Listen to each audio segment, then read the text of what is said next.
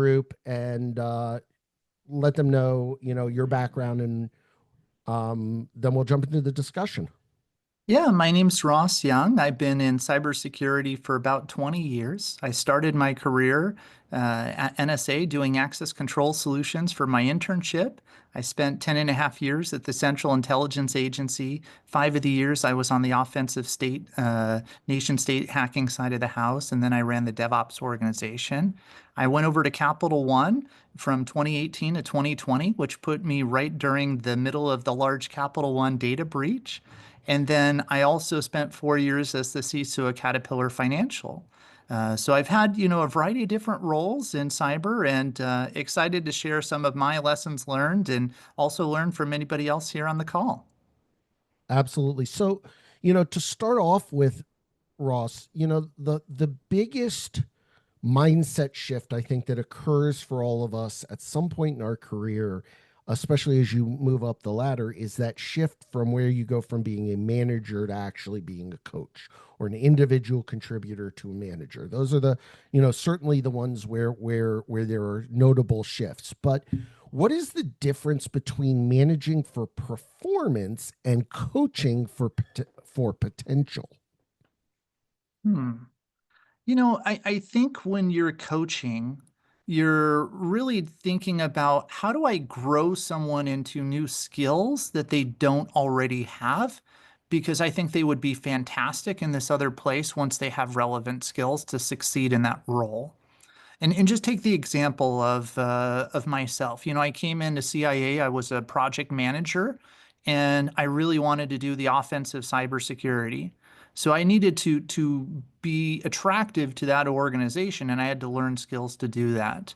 Now, as far as the performance in the role, I think any manager will have folks that they want to get maximum productivity out of those individuals, right? And so it's talking to them to understand, what is it they're focused on, what are they doing, and what do they need help with, so that as a manager, you're that kind of servant leader who goes in and says, oh, let me move these impediments so you can be even more effective in your role.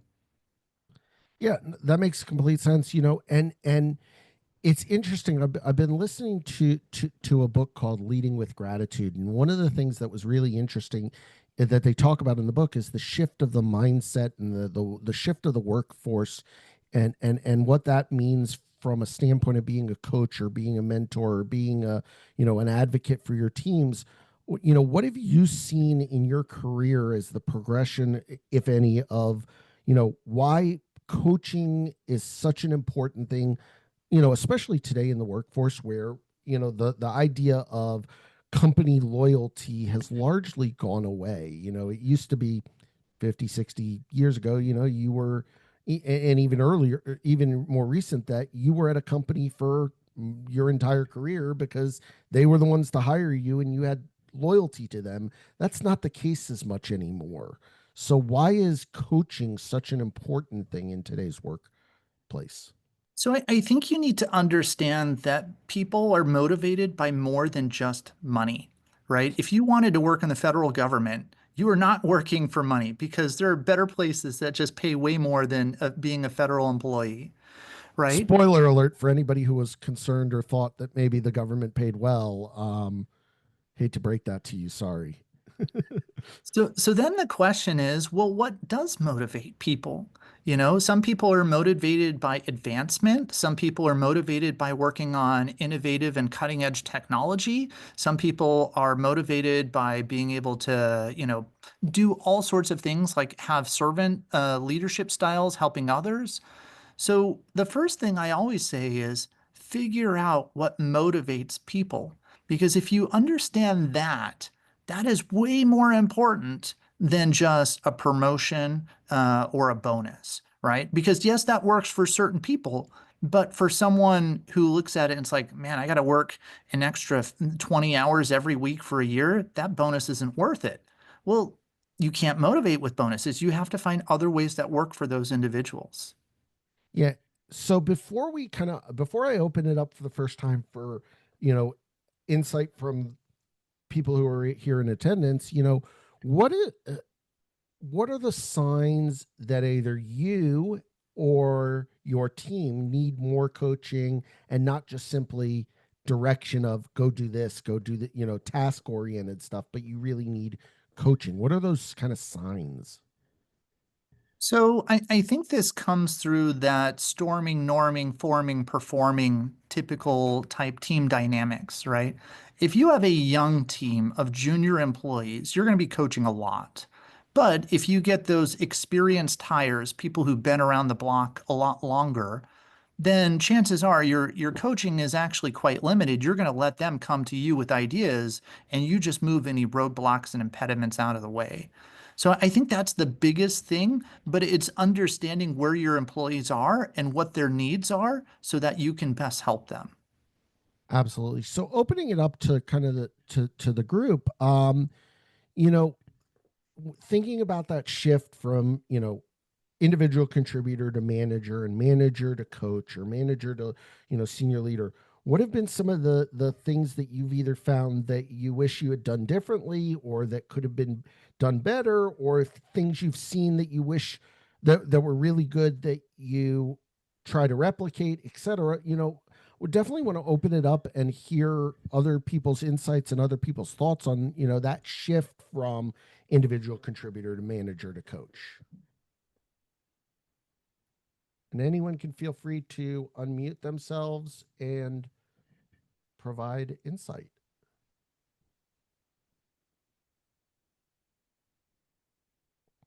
or raise their hand, and we can make sure that you can unmute, because maybe. And I'll just share that Yeah, my please. background is I think there's really four levels in an organization. You first start out as a techie, right? It doesn't matter what you do, you need to be the specialist in something. Usually after that, you get promoted to being the team lead or the first line manager. And so there's that different scope. And then finally, you get promoted to be a manager of managers. Let's call you a director. Uh, and then even above that, you get to be a CISO. So I think there's a variety of levels. I usually use four levels of technical, management, leadership, and then political skills that you have to grow and obtain as you advance in your career set. Absolutely. And again, I'll open it up if anyone's got insights they want to share from their own experience. Would love to hear that. You should be able to unmute. If not, you can maybe say something in the chat and we can figure out. But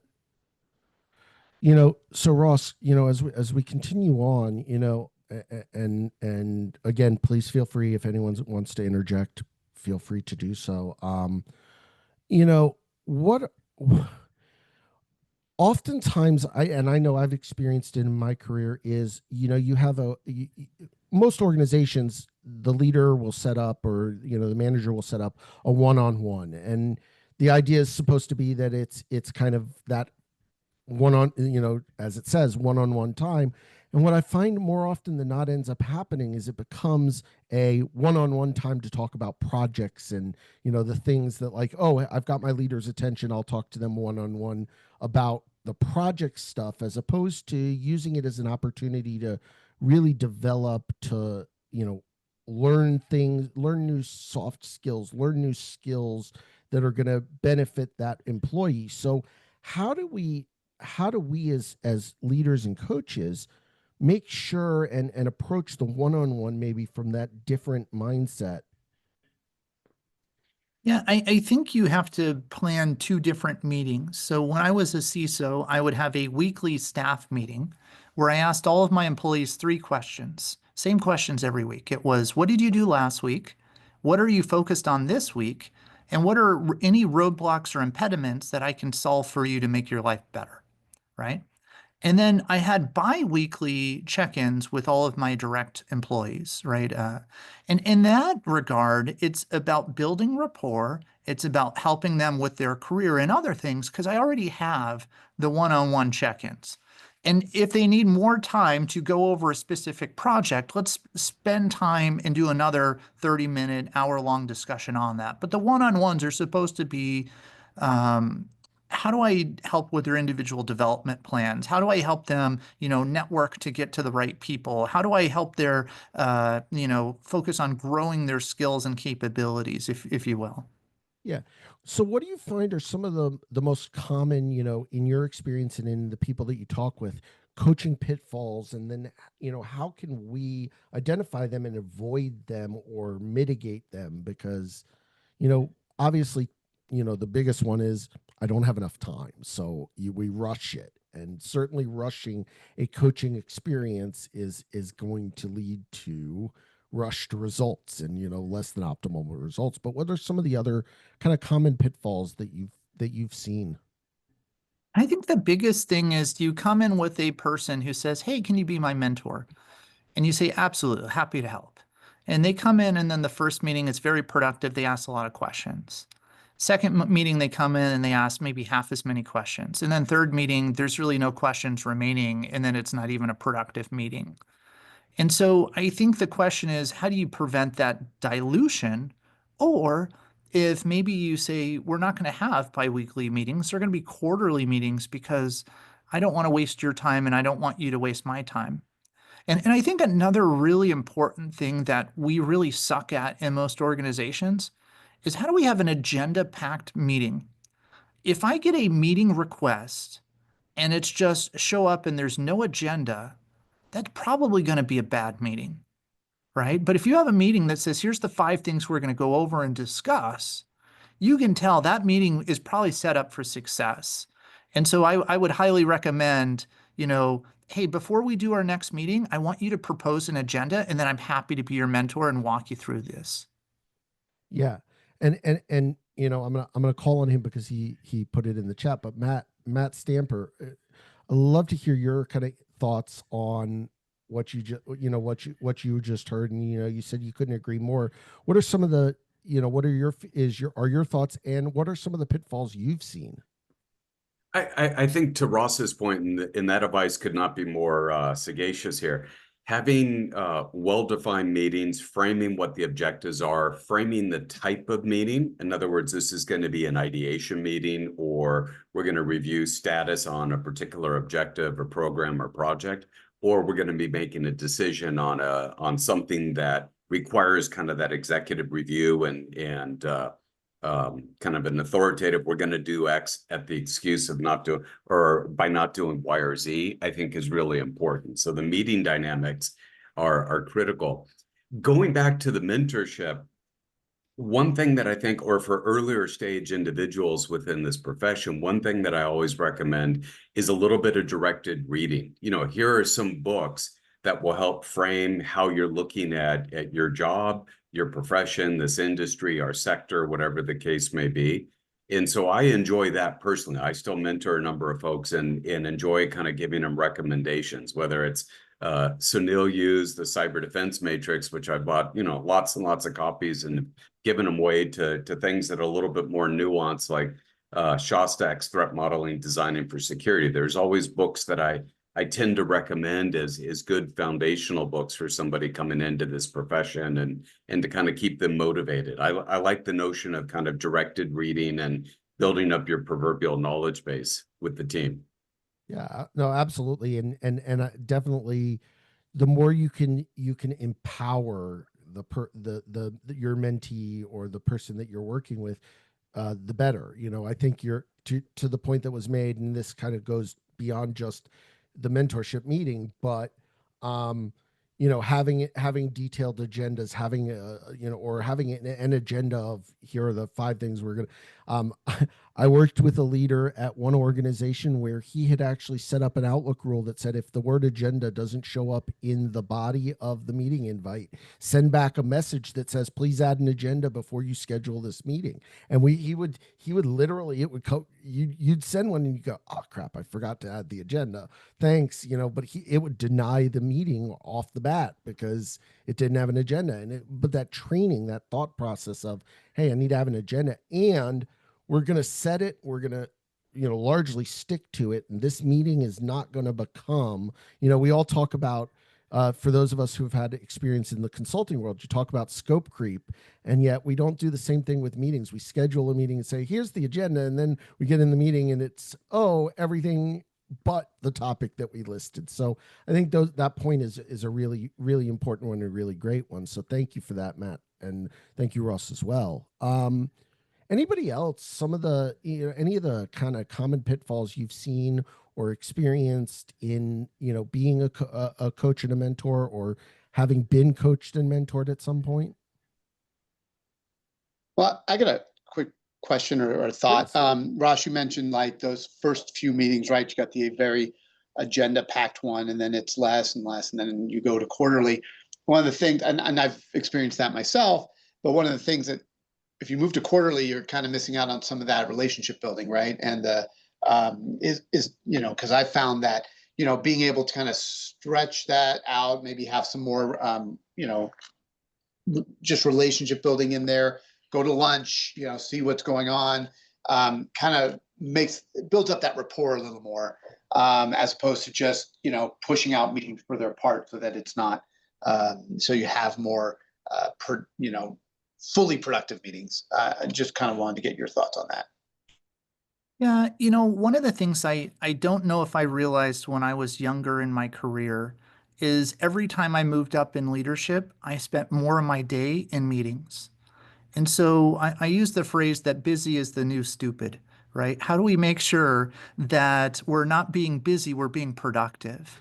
And if I'm having meetings to just talk about my day and stuff, yeah, those meetings are helpful, right? Sometimes we need a little break from reality.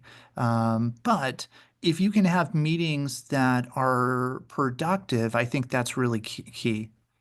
Yeah, I think I have to agree with Matt's comment, Ross. I think the big soundbite from this one is going to be busy is the new stupid. I think that's gonna catch on there. But you make a really valid point.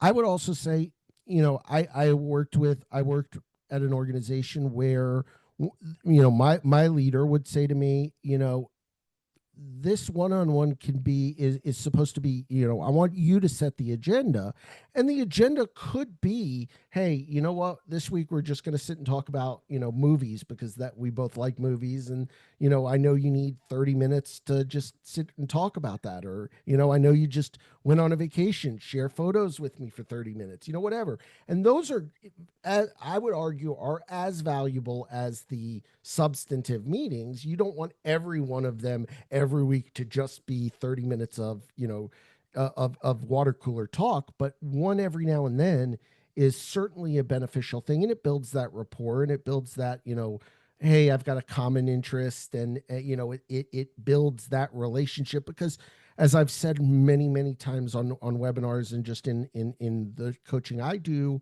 for people, is we are hardwired in our brain to be more willing to do things for people who we like, who we get along with. You think about it, your next door neighbor, you may not get along with them. They ask you to move a couch, you're going to be like, no, sorry, busy. But your best friend asks you to do it, and you're going to be a little more willing to do it, because you like the person, you have an appreciation for the person, they appreciate you, and you've built that rapport and that relationship.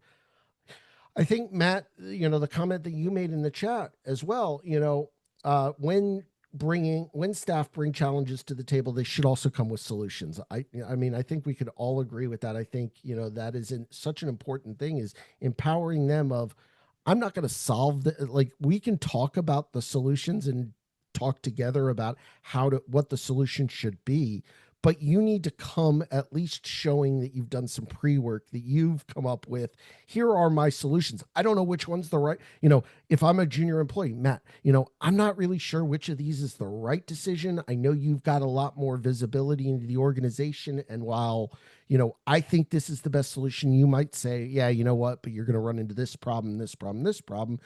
Let's work together. But at least you've come with the solution, instead of, hey, Matt, tell me how I should solve this. Like, that's not from a training standpoint, it's not going to result well, because then what if you're not there? You want to empower that person to be able, and train them to be able to make decisions, in your stead, or at least independently to some extent.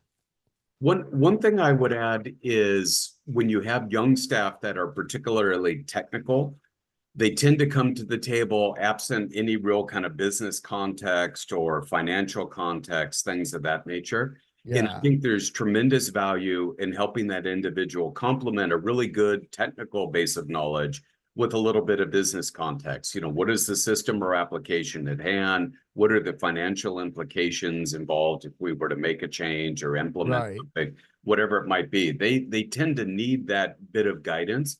And that's where I tend to be a little bit more prescriptive, but I would end up using questions as a way to help them start that thinking. Yeah, and I think that makes an interesting point. But before I come to that, Dean, no one was expecting you to help to help move a couch. I Oh know my you better than gosh. that. I know you better than that. I would never have asked you to move the couch. You know.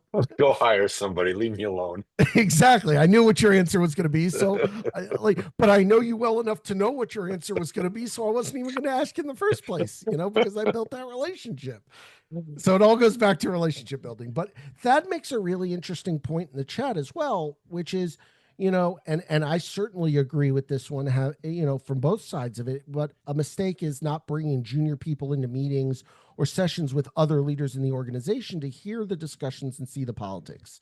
It's a missed growth opportunity to debrief on later, builds trust with that person, and you can see how they read the room. And in certain cases, certainly there are meetings where it's just not appropriate. You're not going to bring, you may not bring somebody into um, you know, a senior meeting that is talking about, you know, the current state of whether or not we're going to have a reduction in force. But, you know, certainly there are more than enough meetings where you can say, hey, I'm inviting you to this meeting, just sit there, camera off, camera on, whatever. But you're not, like, the goal is not for you to say anything, but just observe and take notes. And what did you see? What did you hear? Let's talk about it. What questions do you have?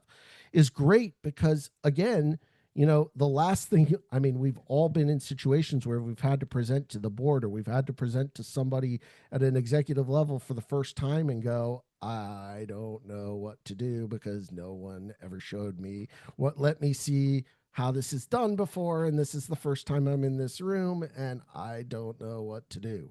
So, you know, to the extent that we can avoid that, and certainly it is a great growth opportunity, and it helps that person see the bigger picture, you know, and start considering the bigger picture.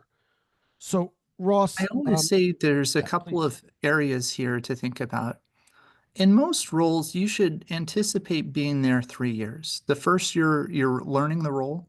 The second year, you're, performing in the role. And the third year, you should really be building up your successors to replace you out of the role. And I'll just give you an example of that. Maybe you're the CISO and you do a monthly brief with your executive risk committee and you present on whatever topic of the month. Even though someone may be in your SOC or over your Vol management team and they report to you, ask them to prepare that monthly deck. And the first time they prepare that deck, we know it's going to be horrible. But you know what? It's going to be a learning experience. You're going to say, I'm going to tell you why I don't like this deck, and I'm going to tell you what you can do to improve it.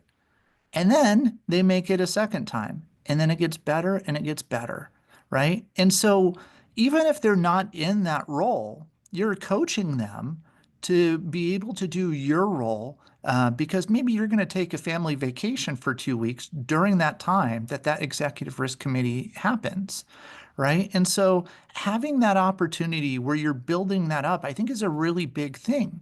In cybersecurity, we always hear about cybersecurity burnout. But I would challenge most CISOs to say, I think part of the burnout is because we suck at delegating. We don't actually tell our folks, here's how to do more of what I do so that I don't have to do as much. And if you get to be a better delegator and you start, preparing your team, then that burden and that burnout decreases significantly when you're a manager. Yeah, I won't ask anybody to raise their hand to say that they have ever been able to take a 2 week vacation as a CISO, because we just know that isn't reality.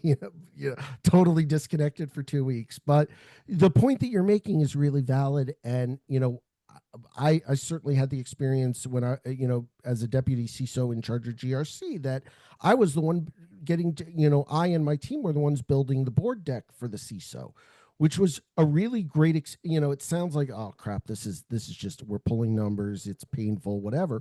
But the process of actually compiling the deck and learning, oh, this is too much information, this is too high level, you're not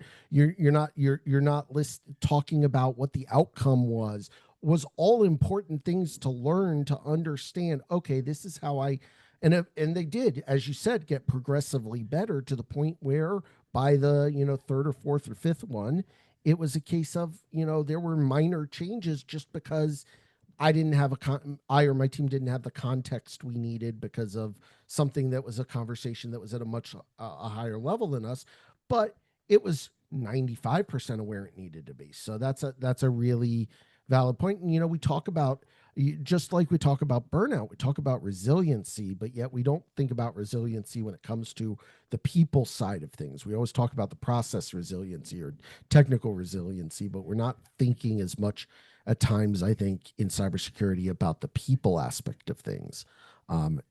So the all very great points.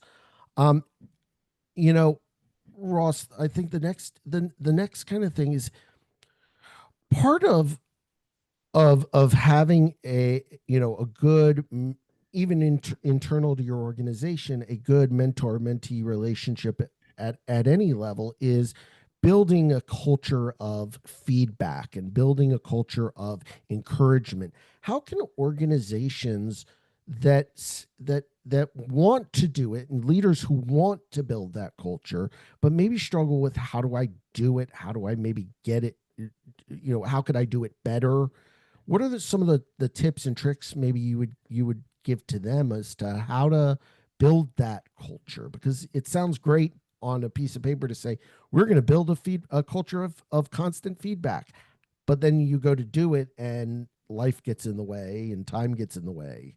So how do you balance that? So what I would say is there's a certain amount of time when you need that feedback. And let's just say you think you really need new ideas at least quarterly for your organization. Well, what I would say is take your team out and do what I would call the roses, buds, and thorns exercise. And this is really, really simple. So I would take my team and I would give each of my employees 9 Post-it notes, right? And then on a whiteboard, I would write 3 columns. The one is what's working well, what's not working, and what new ideas should we try? And I would tell all my employees, you have to put 3 of those Post-its in each of these 3 columns. And if you got 10 employees doing 3 Post-its, you get 30 in what's working well, 30 in what's not working, and 30 in new ideas that we should try. And then what you want to do is on those 30 Post-it notes, you want to look for themes that start to emerge, right? And so maybe you're going to say that, oh, hey, this is really working here, and here are your 3 themes. Don't touch those things, so things are good. And then when you see the 3 things that are broken, okay, these are things we need to start addressing in the next quarter. How do we start to figure this out? And then who wants to sign up for these opportunities to really fix those things? So doing that where you're taking that feedback from your employees and you actually action on it, I think is a really, really powerful thing. And we're talking for a box of Post-its, to do this exercise, right? Yeah, no, absolutely. I think that makes a lot of sense. I think I'll open up to the group. When you're looking at trying to build that culture, that feedback culture, but that mentorship and coaching culture, what are some of the things that you've found to be beneficial? Some of the things you've found that work well, um, you know, similar to Ross's, roses, thorns. I forget what the third one. Buds. Buds. Thank you. Um, idea.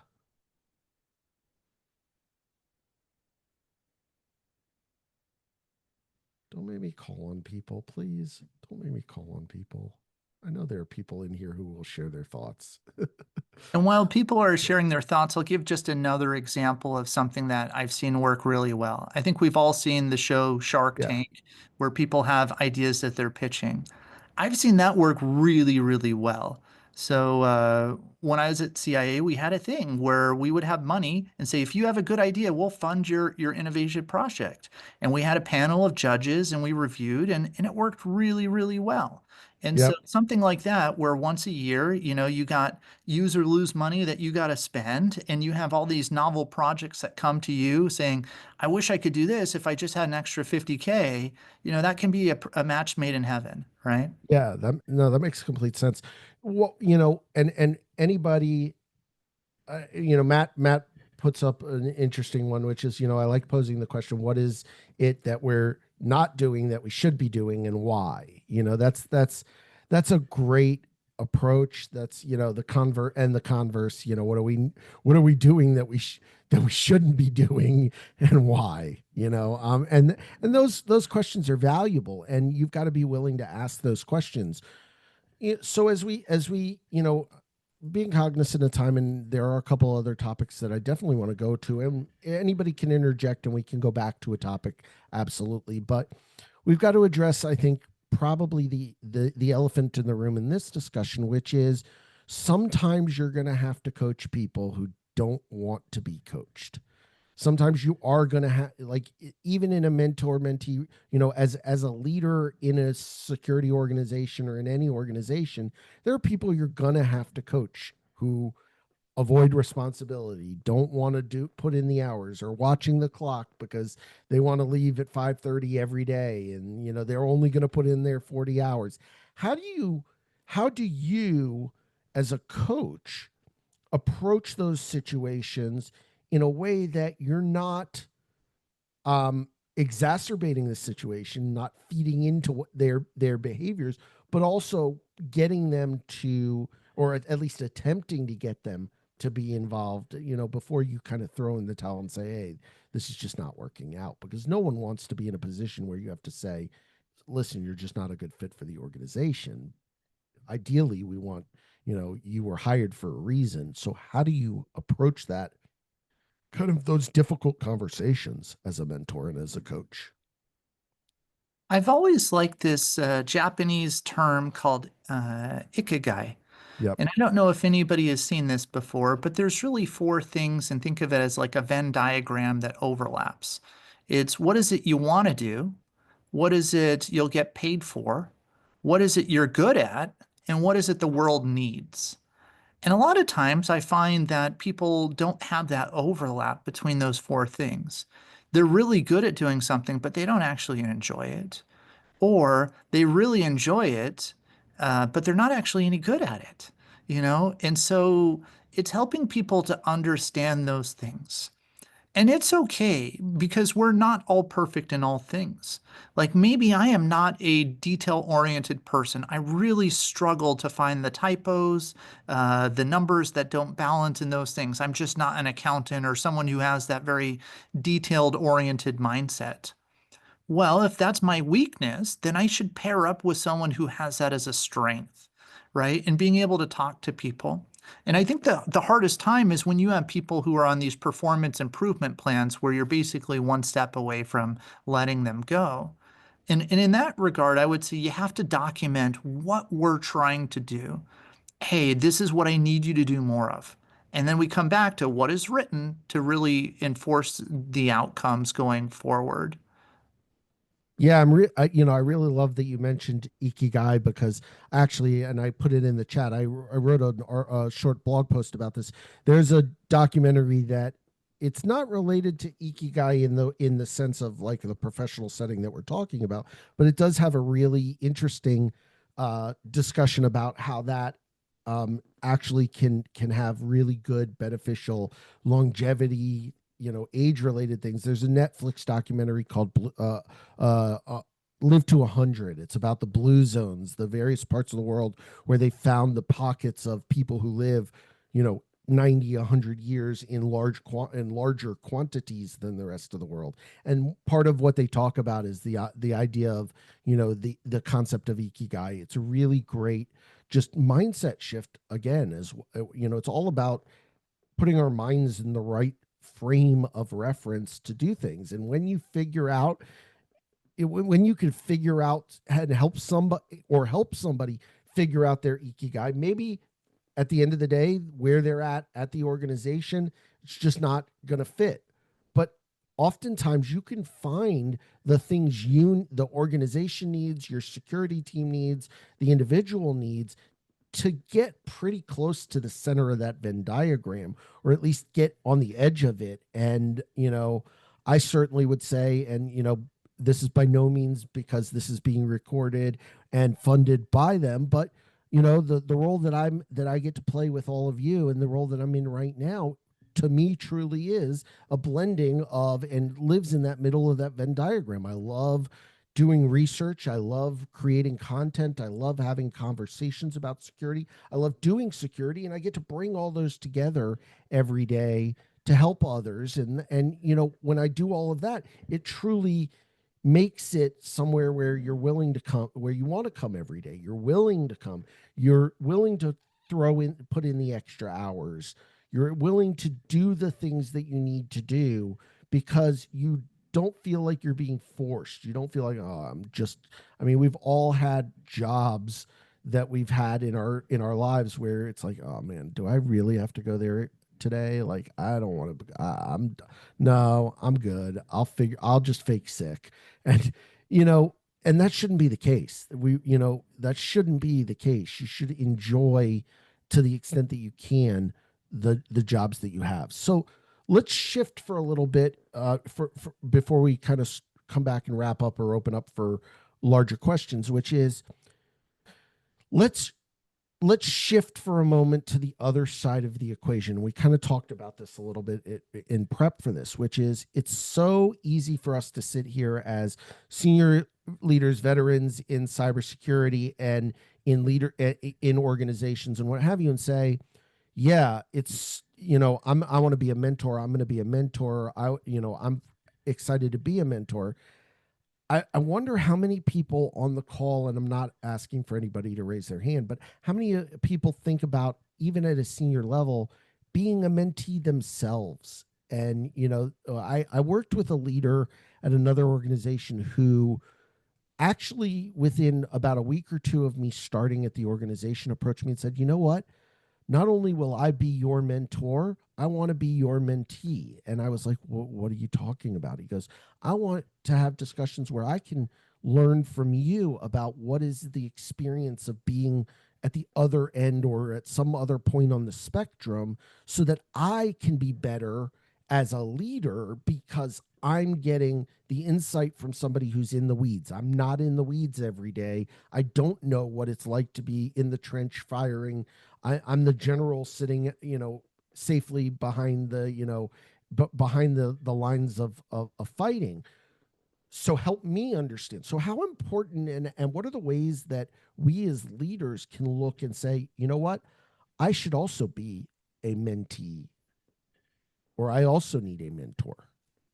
I mean, I've never actually made it official, like you kind of talked about Right. it there, Dustin. But every time I was mentoring someone, I always felt like I was also learning from them. I always felt like it was a mentee relationship too, where they were giving me information, right? I would mentor people in other departments, and I'd learn how they work and what are the things that are working and not working in their department. So I think that is very valuable to think of it that way, because I found I've always learned from it. I've just never actually made it, never said it's officially, I'm a mentee of yours and a mentor, because Yeah. it dawned on me.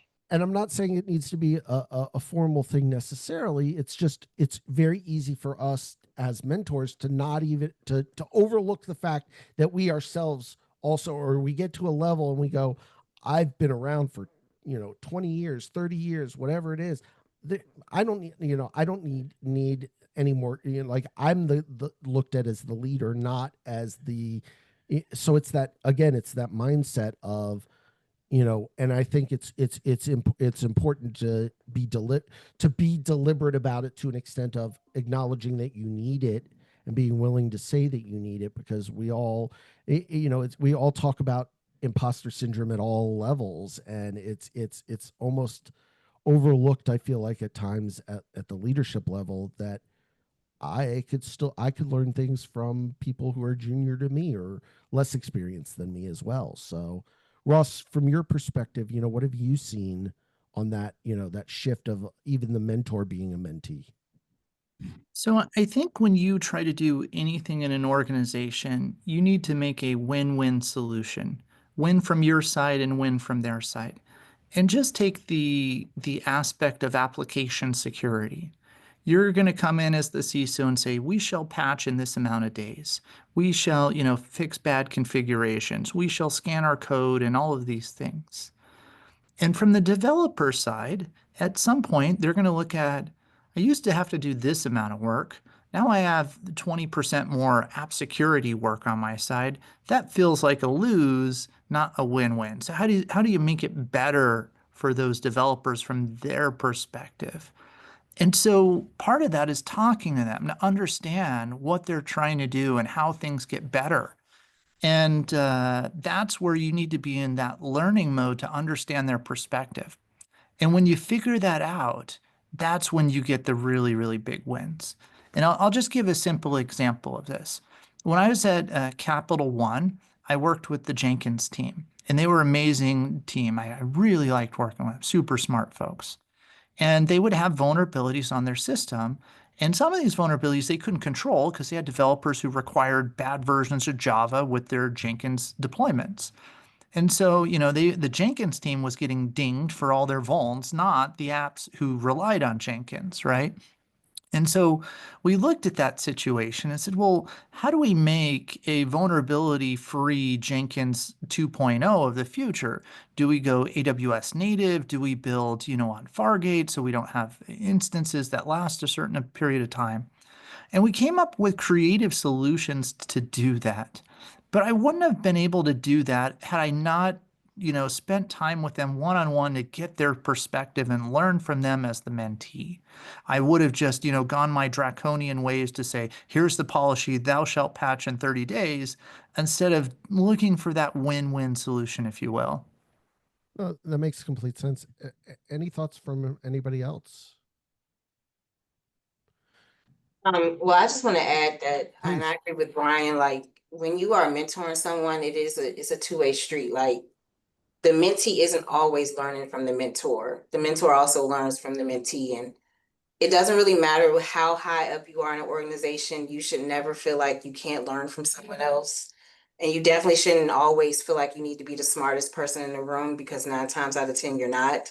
Um, and I recently attended a one-day conference back in March where we went through this exercise about building our personal board of directors, which kind Right. of goes hand in hand with the mentor-mentee relationship.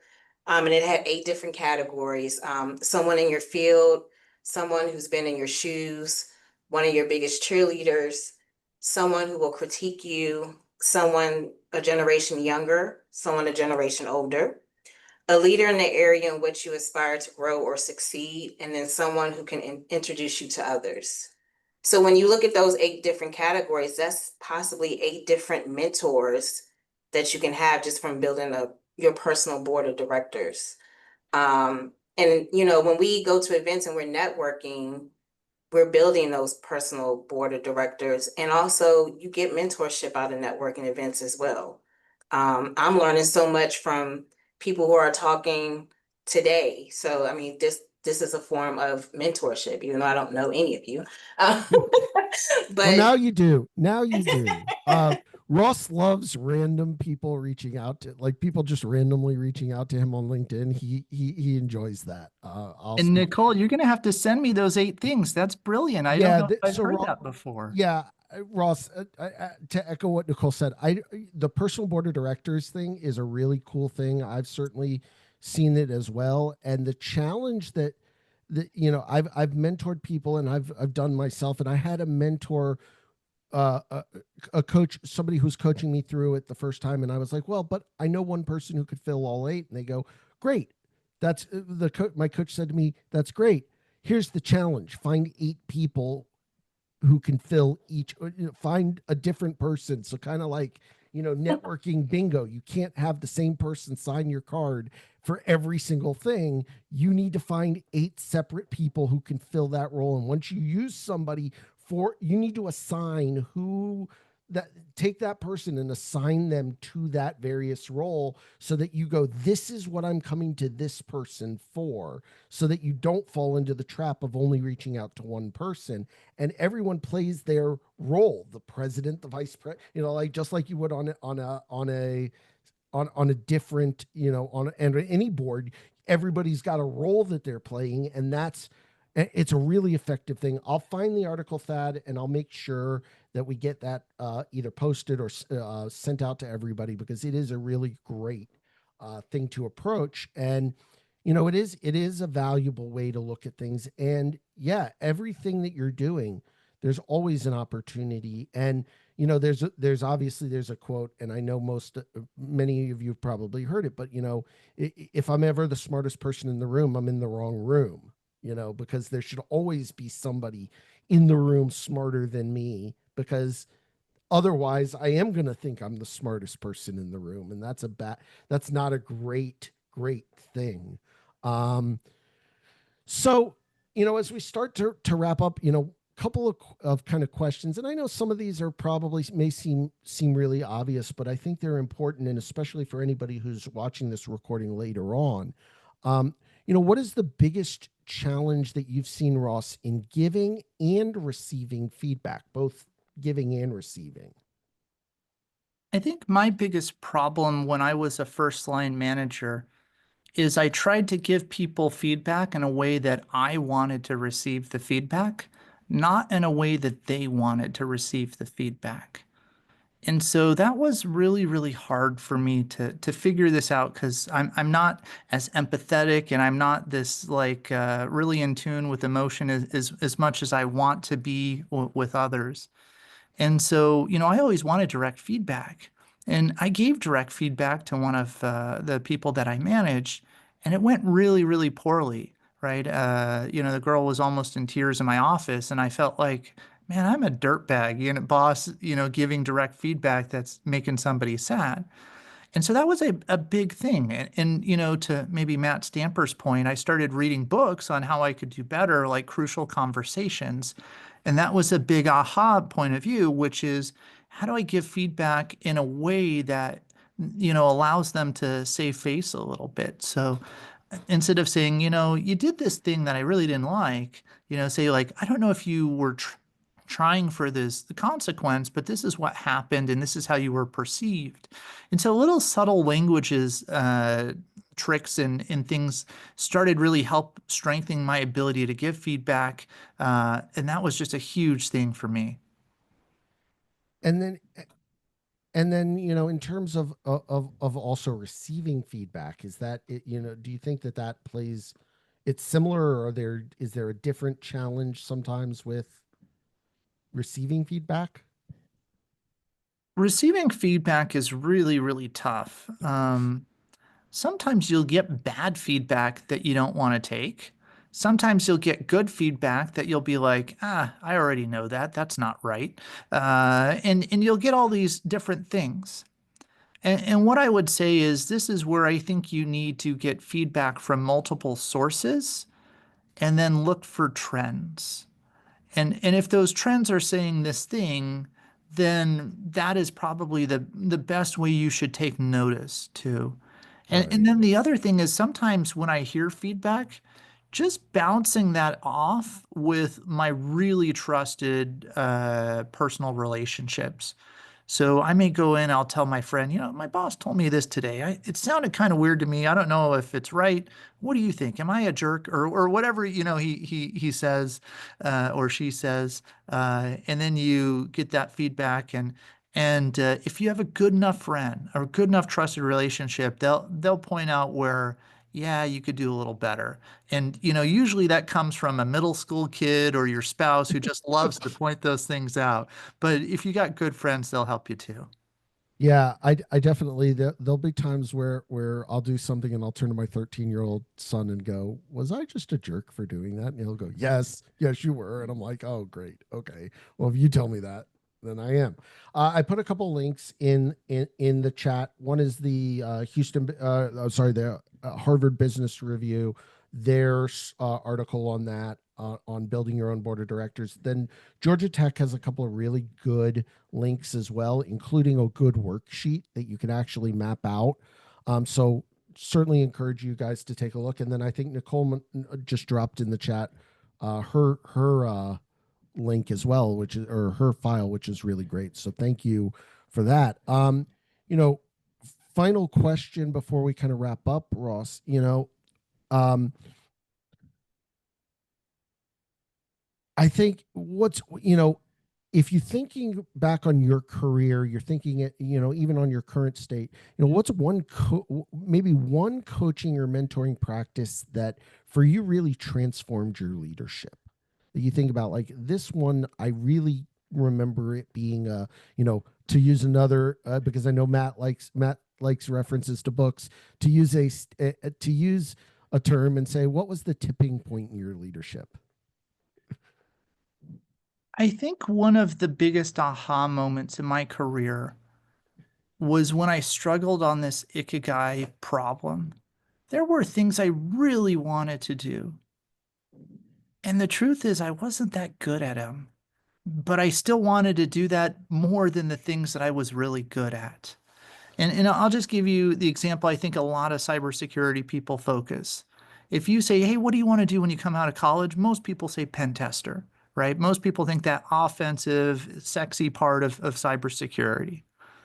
And at the end of the day, you have to realize, I don't know, that's like this one of the smallest roles in a whole cybersecurity organization. You have a much greater chance of going on the GRC team and third-party risk management, of being an audit, being a SOC, doing vulnerability patch management than ever landing just on sheer body count in an organization.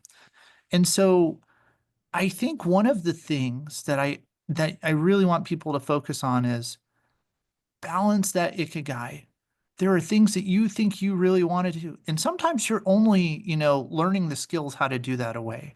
But then other times you really need to step back and say, even though I love this, I don't think I'm going to find my true happiness in this because it's not something like I just have that native skill to do. Like I am not a 6'6" basketball player, right? I'm just not gonna to make that opportunity happen. But Again, spoiler alert there, Ross. Sorry, anybody who yeah, thought Ross was a 6'6" basketball player, sorry to break that to you. He is not. yeah, 5'10", that was not in the cards for me, right? So just understanding that balance and looking, and I'll just tell you, never stop learning. You can always learn, and things you learn change. You have to learn tech skills. Well, that is very different than learning how to talk to people, which is very learning to how to build a strategy, which is very different than, all the different things at every level that you're learning in your life, right? Yeah, absolutely. And I think, to your point, how many people, when they started out in their cyber career, were like, I need to know everything about business. I need to understand a P&L statement. No one starts in cyber and goes, I need to understand a P&L statement. They don't think about it. But you get to a point in your career and you go, oh crap, I actually do need to understand this. Like, this is going to be helpful for me to move on. So very valid point. We're coming up on time. I want to be respectful of everybody's time. Thank you all so much for being here. Thank you, Ross. Thank you to everybody who contributed. A copy of this recording will be made available. We'll put it into it. We will make sure that everybody here gets a copy of it. We'll also have it available, and you can share it with your teams, please, and with your colleagues. Anybody else you might think would benefit from it. If you've got mentors or mentees that you think would appreciate it as well. Thank you so much. We've got a lot of really great upcoming events. If you're not getting our weekly member update, please let us know. Please reach out to myself or Perfect Shaw. We will make sure that you're on it. We've got some events coming up at Black Hat in a couple weeks. We've got additional webinars coming up. We're actually, and it's funny that we talked about it, or I say it's funny. It's not, because it was kind of planned this way. But at the end of August, the last Thursday of August, the 28th at 2 p.m. Eastern, we're going to actually be having our next of these webinars where we're going to be talking about, from a technology standpoint, the recent work of our burnout, cybersecurity burnout task force. And we're going to have some tools and templates and things to help you not only deal with your own burnout, but deal with burnout amongst your team and your colleagues. So, highly encourage that. Please stay tuned for more about that if you have not seen it. And if you're not a part of our membership and you want to be, please feel free to check out the website. We do have a complimentary general membership. So please, there should be nothing holding you back from joining. And if at the end of this, when you sign out, there'll be a short survey. Please take a few minutes just to fill it out. It helps us identify, what worked well, what didn't work well, and what we should do, what we should keep doing, and what we should do differently. So, as was said, thank you all for being here today. Please enjoy the rest of your day today, your day tomorrow, and the upcoming weekend. And we will see you again real soon. Thank you again, Ross. Thank you, everyone. Thank Thanks, you very everyone. much. Absolutely.